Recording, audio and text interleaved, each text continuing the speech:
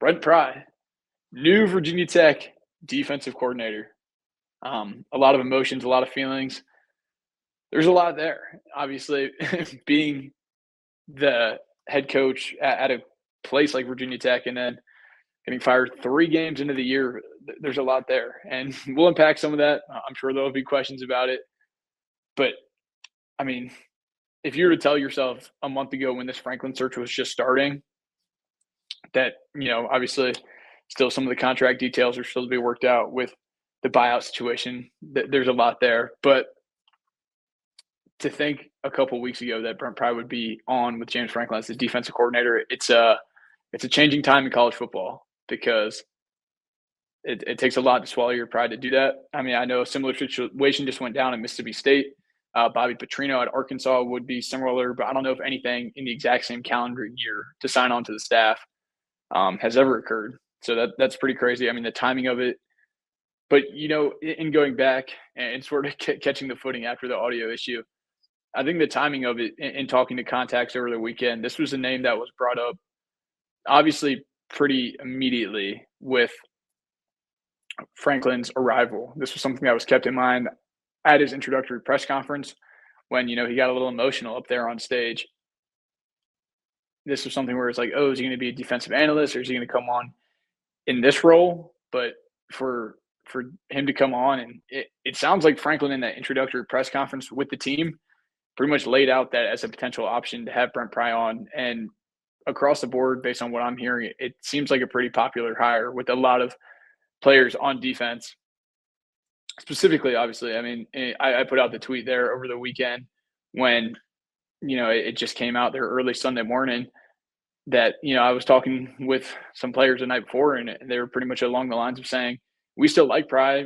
We honestly thought he probably should have called the defense this year. And, I was on the Inside the Tunnel podcast earlier, and I pointed to Brent Venables, obviously someone who gave up defensive play calling, went into this year kind of as a lame duck and took defensive play calling under his wing and has had immense success with Oklahoma, led them to the playoff. Now, it's granted a totally different situation, but that shows, a semblance of Pry's standing with the team. But, I mean, there's a lot there. Obviously, the Old Dominion and Vanderbilt games, there's different things you can point to. But at the same time, the last time he was the signal caller calling the plays for defense in 2022 with that roster of talent that really just wasn't up to snuff, if you want to call it straight up. He coached a top 50, top 45 defense, which is really impressive. So by all accounts, it seemed to be a very positive reaction, but it just takes a lot to swallow your pride. And, there is a history there. So it's not you're bringing in a new guy and you extend them a long leash. There's going to be a little bit of scar tissue there where you start out that season.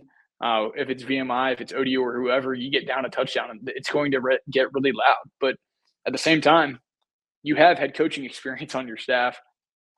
James Franklin's been doing this a really long time, has promoted a lot from within, has rotated through some defensive coordinators in recent years, going from Allen to now Knowles. Maybe he wants the comfortability of knowing his guy like Pry is right there. So I think that's really interesting. Obviously, not having to move too far, staying in Blacksburg.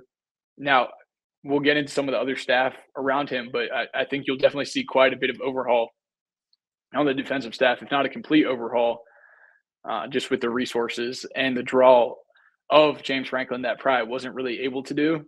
But, I mean, he's still very popular with high school coaches, popular with the players. And the last time we called it defense, you can call it antiquated or whatever, in 2022 with that roster, a top 50 defense by all metrics. So I think it's a good hire. I think there's just a lot of different places it would be a really, really good or positive, favorable hire. It's just there, when you're looking at the college football playoff this weekend, it's like take the logos away, blind resume. Well, when you're hiring someone, you don't not look into their past and connections, relationships. It's not just raw numbers on a stat sheet.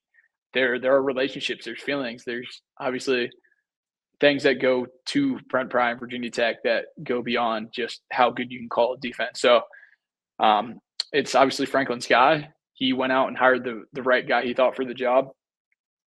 And yeah, we'll see how it works out. It'll be definitely interesting as we get closer in interviews and how different things are handled. But very, very different time in college football, obviously with Mississippi State doing something similar. But it almost gets you talking with even different people that Sunday morning who are not the biggest college football fans, and they thought, I mean, it is just innately a little bit awkward. It's like you just fired him and now he's back on. So, and like I said, I think I saw some comments about why is this not done officially announced from the school. I think there's going to be some red tape to work through with agents, the school, and lawyers about the buyout, what the salary structure is going to look like. But I mean, obviously, confirmed reporting on vtscoop.com there by CBS. So, yeah, um, I think there's a lot on Pry. I'll get into some questions about that. Hopefully, the audio is still doing well. Appreciate all the comments for that. So we caught that. But yeah, Brent Pry back as Virginia Tech's defensive coordinator. I think how he fills out his staff is going to be really interesting. The timing of all that is going to be interesting. But I mean, the dynamics is it's going to be a very new roster as well. So that's something you have to look over. A lot of these guys were recruited by Pry, so they have a relationship, but